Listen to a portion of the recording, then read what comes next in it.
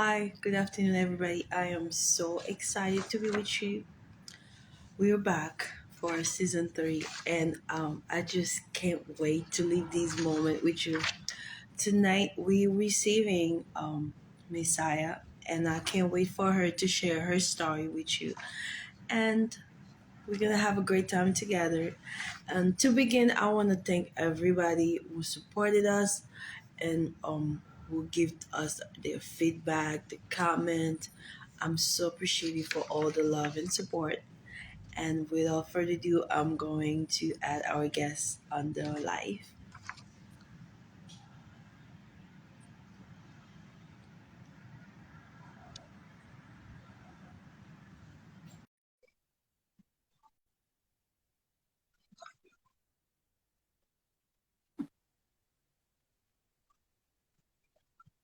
Hi. Hi, how are you? Good evening. I'm sorry. I had the It's camera the okay. wrong way. How are you? I am well. Can you hear me well? Yes, I hear you totally fine. Can you Good. hear me? I can. Yep. Awesome. Thank you for being with us this afternoon, and I hope you're gonna have a great time. We're gonna find out a bit more about you, Yeah. and yeah, and then let's begin. So, All right. I'm going to let you introduce yourself for those who might not know who you are, and talk about what you do in the community. Okay. So my name is Saya B. Hagan. I am a survivor author. I'm a mental health counselor. I'm a wellness advocate, but mostly I'm a survivor advocate. My passion work is working with women and men, but mostly women who have endured abuse and whether it's domestic violence, whether it's sexual abuse. I'm also a survivor of childhood sexual abuse. And yeah, that is primarily my work. I am an author. I'm the author of The Journey Continues Stories of a Survivor. It is a book that is written in poetry form about my story. I do have another book that is due to come out probably summertime next year. I had to delay the publish date a little while. And that is going to be a guide to help caretakers, parents, aunties, grandmas, whoever work with young girls to recognize signs of sexual abuse. So that is just a little bit of the work that I do. Awesome. And next question, what inspired you to do everything that you do, like the books, the Mhm. company, where these ideas came from? So I never planned to actually publish a book. So part of my healing journey as being a survivor was to write down my thoughts. So writing is very therapeutic for me. And so I would, as part of my healing, I would kind of just like journal my thoughts. And I noticed that a lot of times my writings were like poetry, and they came out in like poems. And I continued to just to write poems about what I was dealing with, what I was going through, my feelings. And so in 2018, when the book was released, like I would probably say the latter part of 2017, 2018, um, I had like just really praying about whether I should um, publish because I had like a number of poems. And I kind of felt God saying to me, like, you need to publish a book. And I was like, that wasn't me, right? Because I'm like the private, low key Yeah. person. I'm not in the spotlight. Still like am adjusting to being in a spotlight, doing things like this, right? An interview. I'm just so not like used to that.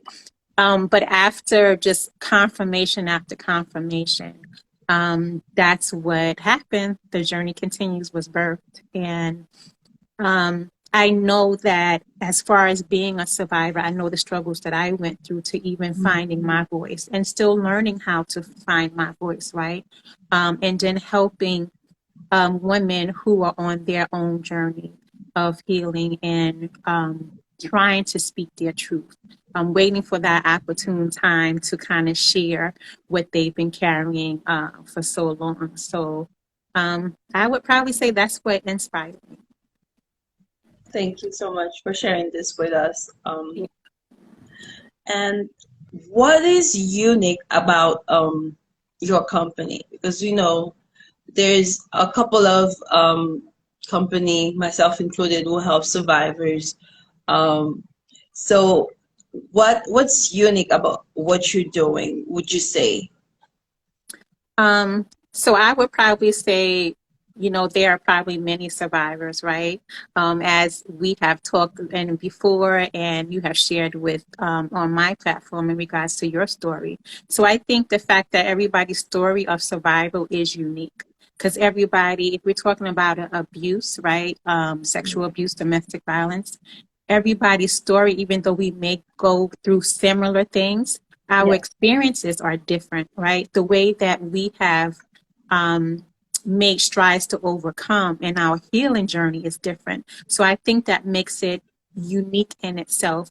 And so my story, although it may sound similar to yours, is not the same. So I think we're all in unique in that, and even how we deliver that, it can be unique. So my passion work is like helping survivors find that voice, and that may be through a workshop, facilitating a workshop, speaking an encouraging word. So the delivery may be the same, but how we do that delivery is different because definitely. our experience is different. Exactly. And I know obviously, coming out, sharing your story, none of these were easy in the beginning. And Yeah. and I know because I went through it myself. So Yeah. next question I'll ask you, if you don't mind sharing with us some of the challenges you had at the beginning, and at the same time, what pushed you to keep going? So one of the major challenges for me was particularly birthing the journey was because, like I just mentioned, I was a really quiet, shy, reserved person. And I did kind of like a wrestling with God. It's like, if this is really what you want me to do. Yeah. And because I knew that once my story was out there, it was going to be out there for everyone to see, to read. Um, and so that was like my struggle with birthing the journey. My struggle is in regards to like accepting the fact that I was sexually abused, right? Because I was sexually abused on two occasions, not just one. And both of them were people either that was in my family or really close to my family. So I think understanding the impact. So it wasn't until I was probably a young adult in the working world that I really understood the impact of the abuse. I felt like because I would share it with certain people that I felt Hmm. comfortable sharing it, that Yeah. I was okay. And that's all it required. Like I knew enough not to keep it to myself, right? And I knew it wasn't healthy. It wasn't healthy to not talk about it, but I didn't realize the impact. So that was like really, really the biggest struggle for me, understanding the magnitude and the lasting effects of abuse, right? So we think, well, the incident happened because you hear people say, oh, it happened so many years ago. Yeah. Why are you still Yeah. focusing on it? Exactly. Like healing from trauma, from abuse is a lifelong process. And people don't understand that. They Yeah. just think, oh, because it has happened so many years ago, that you should be over it by now. And that is such a myth. Yeah. Um, and it's a process because we are living this life, we're experiencing life, and things are coming up. We may be triggered. Yeah. And triggers could be you see somebody, you hear something, you Anything. smell something. It could Yeah. be anything that will trigger you and send you back to that place of abuse. So it's like it's a lifelong journey of healing. And along the journey, prayerfully, what we're doing is we're holding on to resources. Number one, we're holding on to God. Number two, that we're taking tools and resources that we can use to make maybe a triggering circumstance not as severe as it was so many years ago. So that is just a little bit of my struggle. So, but I would probably say two major things is one, understanding the magnitude of the abuse, and two, realizing that when the journey was birthed, it was going to Mhm. be for Yeah. everyone to see and to read.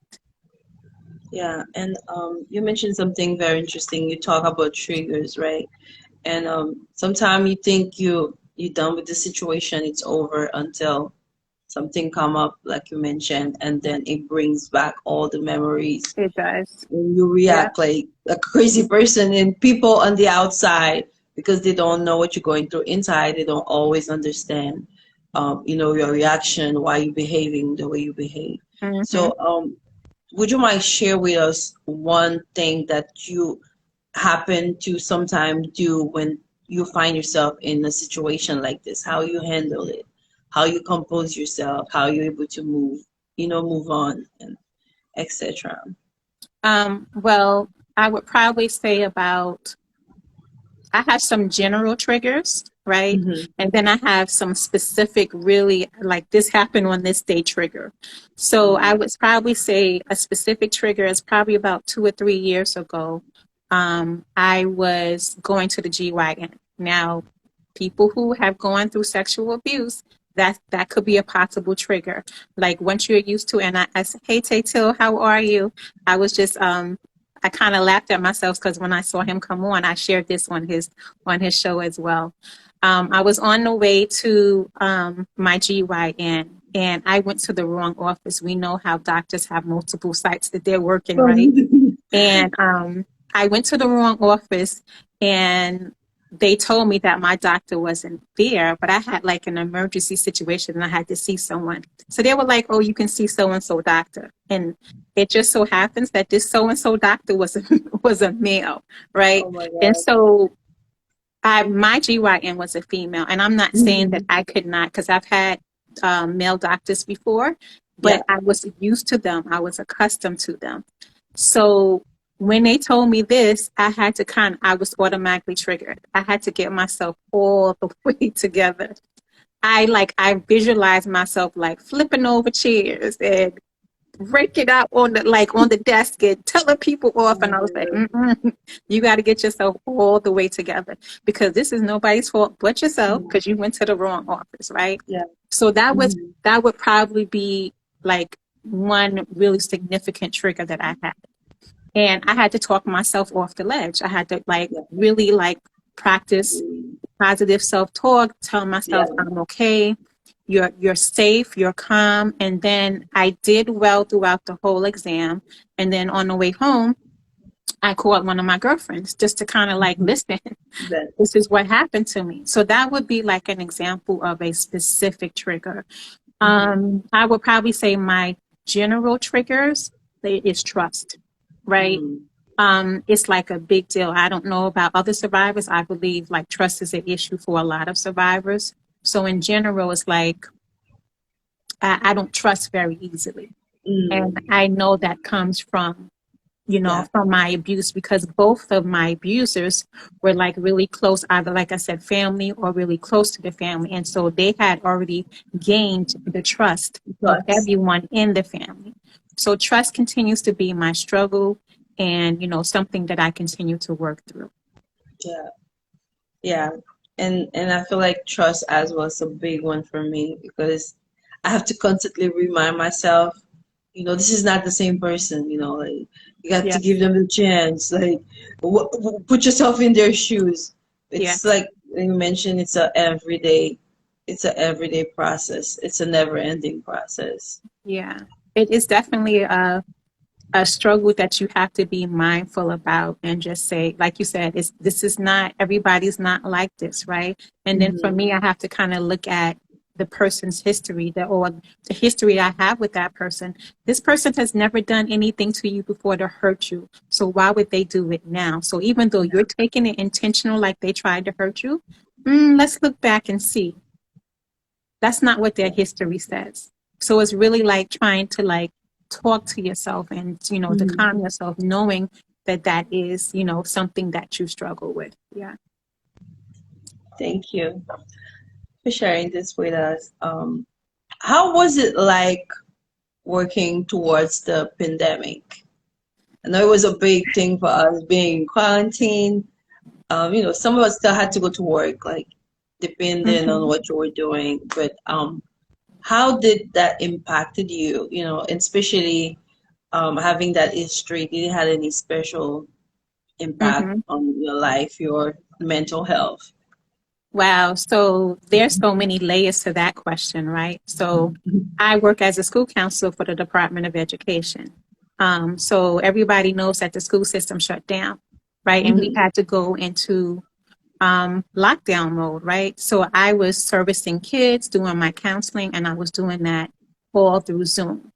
Now I live by myself, right? So I always say, and I've had this with conversations with many of my friends, there's a level of depression, sadness that kicks in when you cannot leave your house and you live by yourself. Because all it is you, yourself, and I, Oh, right? So it's like I had to struggle through that, and what I found out, there was no separation from work and home because it was in mm, the same place. So I had to intentionally put boundaries in place to separate that. So at so and so time, you're going to close the computer, and you're yeah. not going to continue to do work.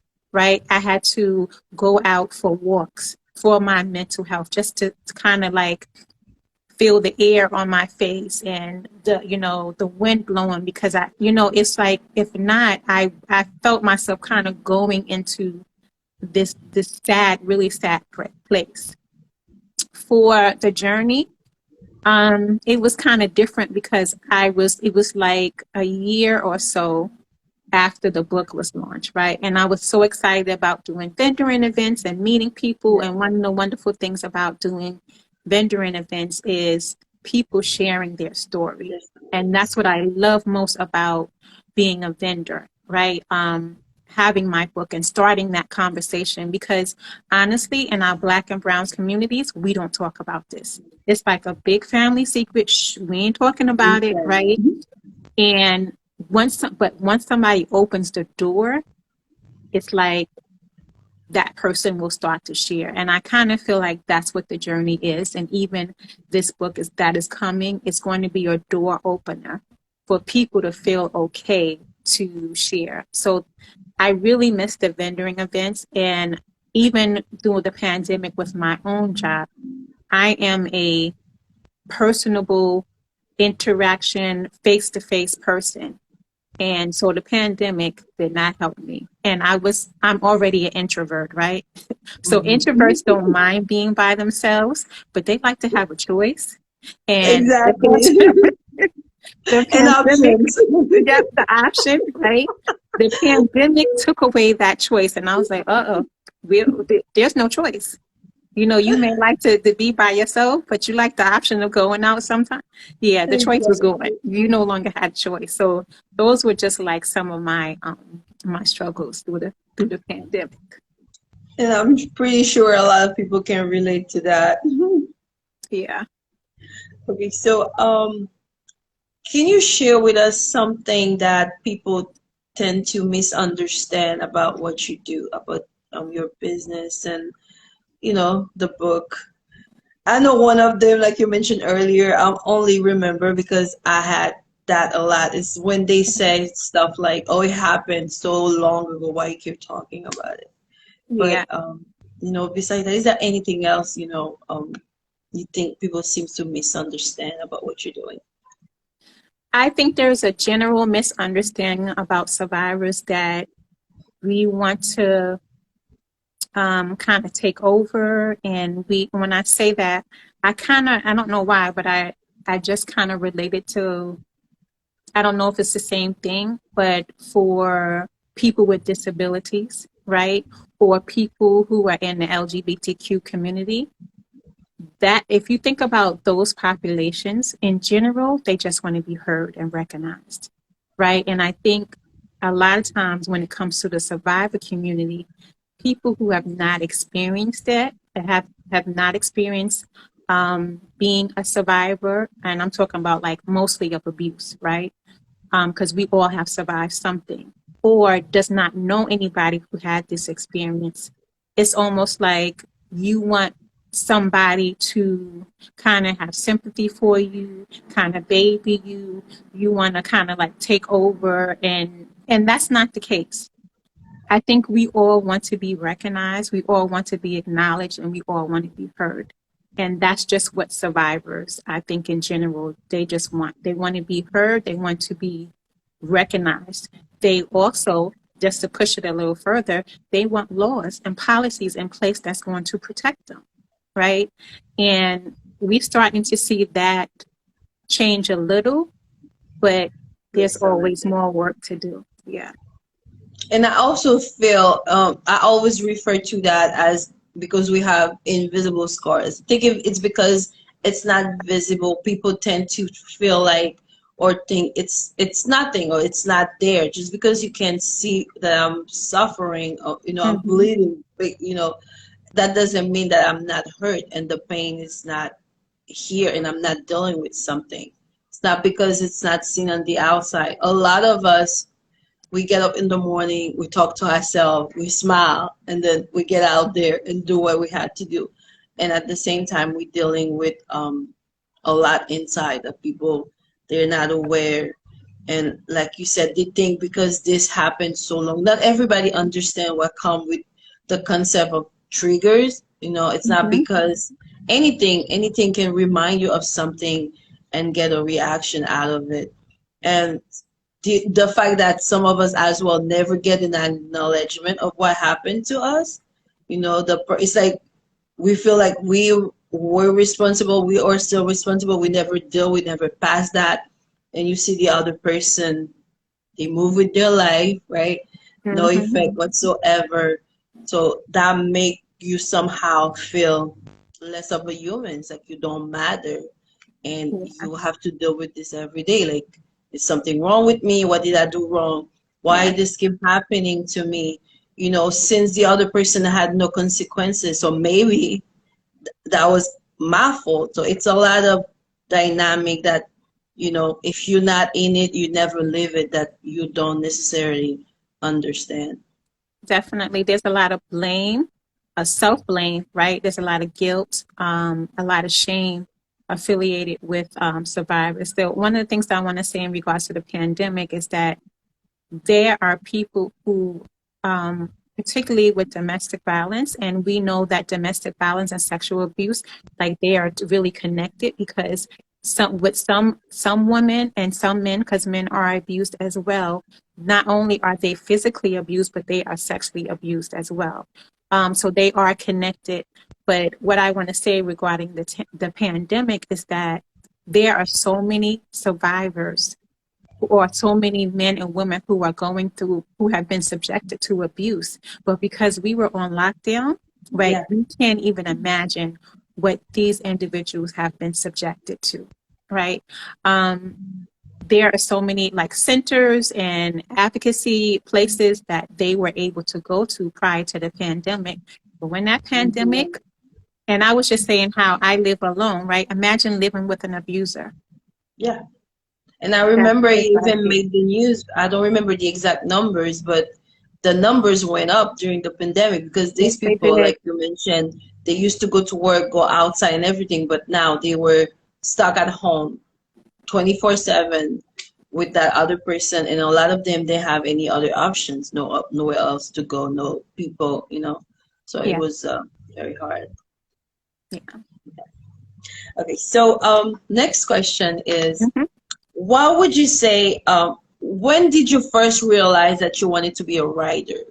What put you to try? I mean, I think you answered already in the beginning, right? Um, yeah, I never, well, okay, I would go back a little bit and say when I was in school, like I enjoyed ELA, like ELA writing. I really enjoyed that. When I was in undergrad, I did write for a college newspaper, right? Um, so I guess I always did have a thing for writing, but I never thought that like, hey, I'm going to write and I'm going to publish. That was like never my thing, right? Um, and also, I kind of feel like I didn't do it. Now, some people may have a problem with this. I didn't do it to make money, right? Mhm. I did it to to allow my voice to be heard, to allow my voice and what I went through to be shared to aid in someone else's healing, right? So it was like, if I went through this and all the struggles I went through on my healing journey, imagine what other people went through. So, but I guess I always enjoyed writing. Yeah, thank you for sharing this. And like you said, a lot of people, I guess I had that issue with some of our friends, right? When you say you had the push, the main goal wasn't to make money. It was a way to share your story and helping other people and make them realize they are not alone. There's other people who's going through this every Yeah, day. And yeah. Now it's good to make money. I do plan on no, making money. right? Let me Because just say there's that. nothing wrong with making money. All right. Yeah. So, next question. What would you Mhm. say is your biggest accomplishment today? What's the thing you're most proud of that you have done so far? I know you do so many different things. Uh, hmm. I would probably say that the journey has to be one of my, probably the biggest accomplishment, or if not one of the biggest accomplishment, because it pushed me to the forefront, and I wasn't that person. Like it forced me to have a voice, to make my voice be heard. It's not like I didn't have a voice before, but it pushed me to the forefront when I was used to being in the last pew or the last seat, right? And sitting and never saying anything, and just kind of like nodding and observing. I'm a really good observer, right? So I always enjoyed that space. And God was like, no, not anymore. Um, so the journey changed all of that. And I say all the time, the journey changed my life, and it changed it for the better. And I still have my struggles, right? Because I Mm-hmm. want to be that girl to sit on the last pew and to sit back and to observe and not say anything. But, I can't do it but for so long, because it's something inside of me that's like, okay, yep, it's time. Let's That's go. Let's go, good. right? So that would probably be my biggest accomplishment. And see, yeah, besides working, right? Uh-huh. What else do you do? What do you do when you're not working? Uh, So I have to say that I love mental health. I love the whole wellness, the mental health. I love all of that. So it's a lot of times I probably am overworking and not realizing I'm overworking because I'm Mm-hmm. immersed in this, and I believe in it so much. So I have to kind of pull myself away from it, right? But even though I'm away from it, my brain is always going. It's like it's still moving, and I have to kind of like disconnect. So one of the things that I really, really enjoy doing, and I really do it in the summertime, is walking. Like, so I love Mm-hmm. taking walks. I love there's certain parts of exercises that I love. So I love like jumping rope. I love just being in nature. Like, so that's one of my loves.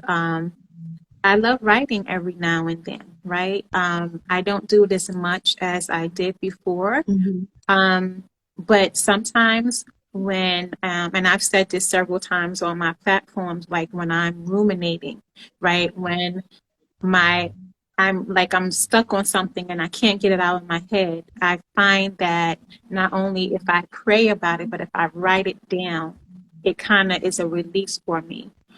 So I try to do that. And, of course, like most girls do, I go hang out with the girlfriends. I have brunch. I try to travel as much as I can. I haven't been able to do that so much lately. And I love reading. And most of my books are like on mental health. They're on like healthy relationships, and some of them are, a good portion of them are Christian based, right? But I love the whole theme of mental health and wellness, because I feel like that we always, particularly if we're in this kind of work of supporting survivors, and the work that I do outside of that, I feel like I can never master that. I don't think any of us have arrived. Yeah. So Yep, those are just some of the things that I do. And what would you say is the best compliment you received so far? And, very inspiring. That The was best like so compliment. memorable. Um, I think the best compliment that I can have is when I am doing a vendoring event or a speaking engagement and somebody comes over to me and they share their experience. Like that is so motivating for me. That, as they say, that fills my cup, right? It encourages me. It helps me to continue to do the work. I will say one thing that was such a big compliment, which is one of the reasons why um, in March I did a toiletry drive I'm doing a drive now for women in shelters. And it's like, shampoo, deodorant, all the essential things. And I happened to work at an elementary school, and I did not realize that when the place that I delivered these bags, I delivered 50 bags to this women's shelter. I did not realize that one of my parents of the kids that I service was in the shelter. Wow. And I would probably say I dropped the bags off at the end of March and June when the kids were getting out because this particular student was graduating. Wow.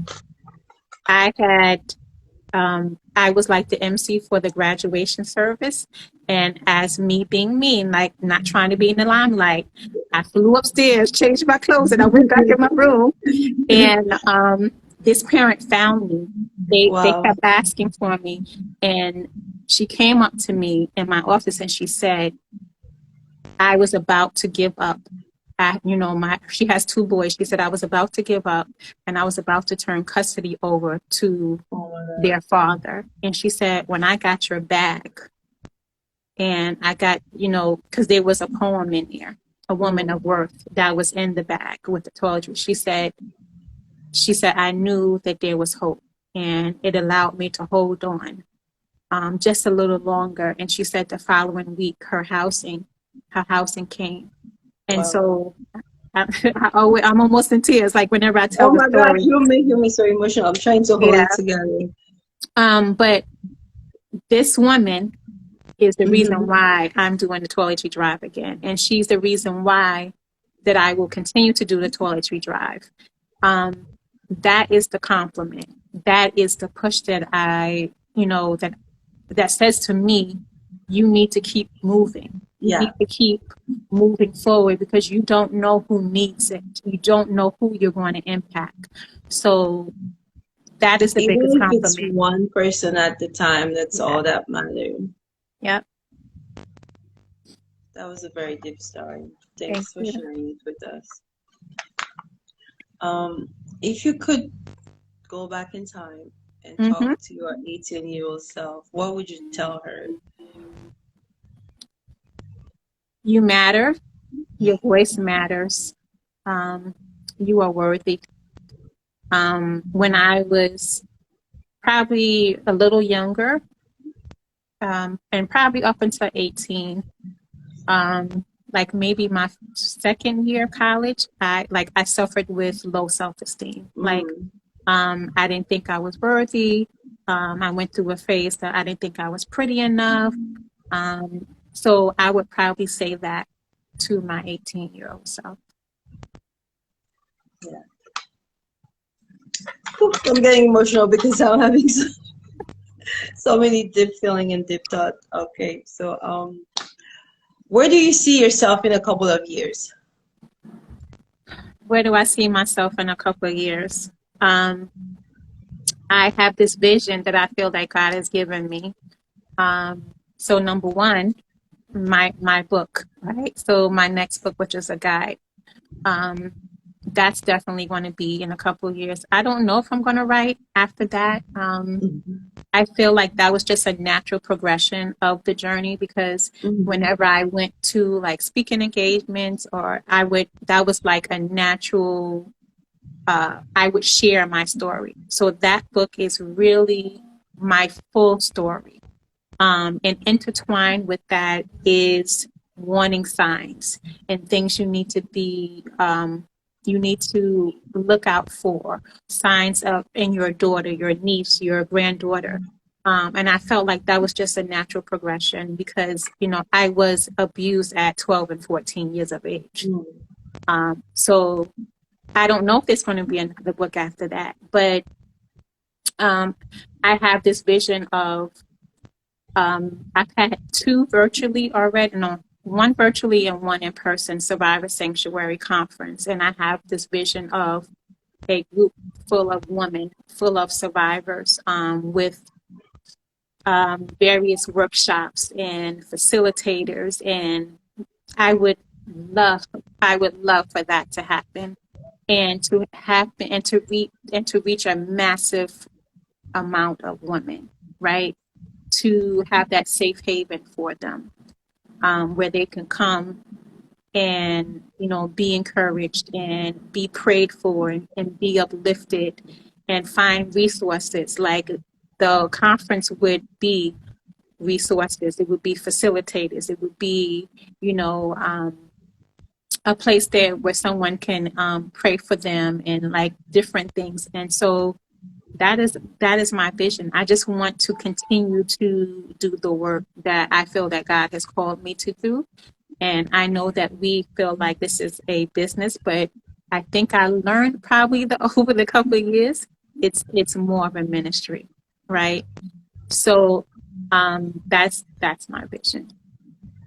And what you said, the last thing you said is making me so emotional because I was talking to one of my board members and I was telling her how like how I wanted to put together a 3-day conference and then gather people together, and I had lay out all the different activities. Like, Yeah. Maybe I don't know. Maybe that's God putting us together. Yeah, Something. I truly believe that I'm not going to do it alone. It's going to be, Yes. and one of the things that I'm doing now is I'm connecting with different people who are doing survival work. I would love at some point to have a directory or a network of people who are just doing survivor work. And, we are bringing all of these women together. For this awesome conference. And I believe it is possible. And that is like one you of my mentioned a bit earlier, we all have a common ground, but our stories is so different at so many different levels, and everybody can learn something and relate to one or another in one way or another way.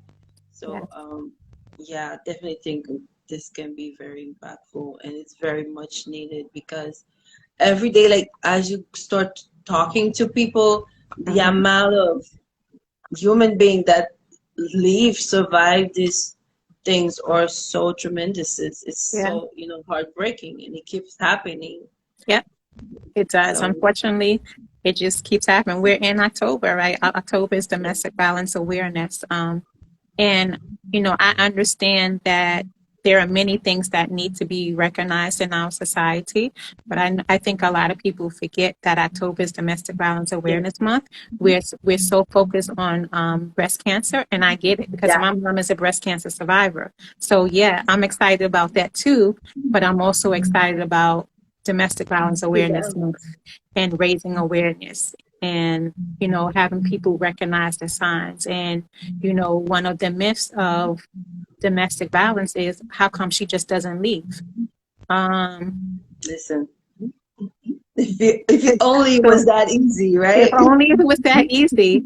And I say this all the time, and I will continue to say it. Like, people do not understand that once you make that decision to leave, it increases your chances of being severely hurt or killed. Killed, definitely killed. Majority of people, they get killed on their way out. On their way out. So, and if you have children, and it's just a whole different ballgame. Yep.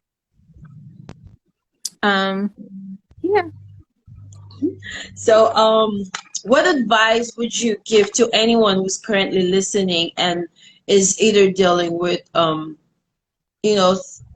same issue, whether it's, they're being abused sexually, mentally, emotionally, or whether they currently going through the situation, or they only know somebody who might be going through the situation. So I want to say that you are not alone. You're not the only person that has gone through this. And I understand that it's devastating, but there is hope and there is so many resources that you can tap into. If you are a DV survivor, one of the things that I always say is that it is not for us to tell somebody what to do. It is not for us to tell somebody to leave their situation, because we're not in that person's shoes and we don't know what that person is dealing with. And they're already being told what to do by their abuser, right? So we don't need to be another person. But if they want to, if they need to know that help is available to them and tap into resources.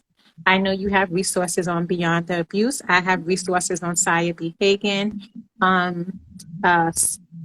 Safe Haven, Safe Horizon is also another resource. So there is help available. You can reach out to any one of these platforms and find support, because you are not by yourself. Definitely not. And where can they find you after this? If anybody want to reach out, they have any questions, or they even want to buy a book. Yeah, so you can follow me on my platform, Saya B. Hagen. I'm on Instagram, I'm on Facebook. I have a YouTube channel that I am starting to put content on. TikTok is like, yeah, we're trying to get there too. I have a little bit of TikTok. Oh my God. And I have to remember, because let me tell you, TikTok is a challenge, okay? I can't keep up. You're not the only one. I think I just gave up. Sorry. Yeah, I can't keep up, but I have a website, sayabhagen.com.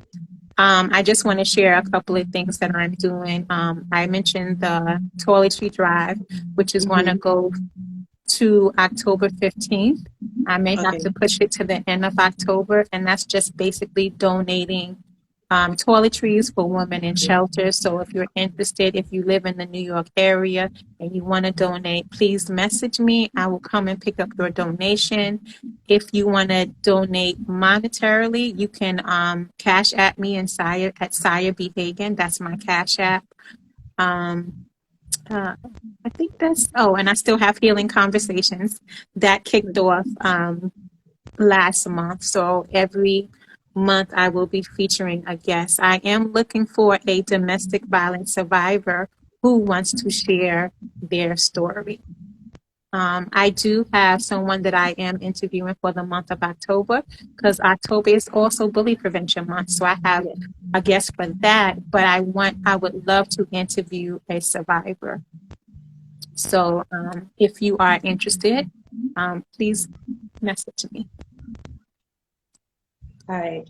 Thank you so much. So I had for you guys today, I don't know if anybody had any question, they can put in the chat.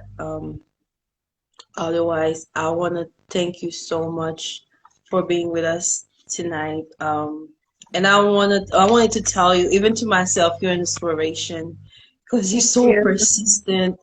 So, little thing that people might not know. Sometimes you get up and you question yourself. You're asking yourself, absolutely, does that really matter? Am I really like changing something? Yeah. And you don't feel like moving on, moving forward, or keep going. And then you look at somebody else and they're so persistent. I'm like, oh my gosh, okay, so, so I want to thank you for being so persistent and so focused. And thank you for having me. And that's why it's so important for us who do the survivor work that we stay connected. So not only are we trying to encourage other survivors, but we are also, it's important for us to uplift and encourage one another. So I also have another platform, and that is called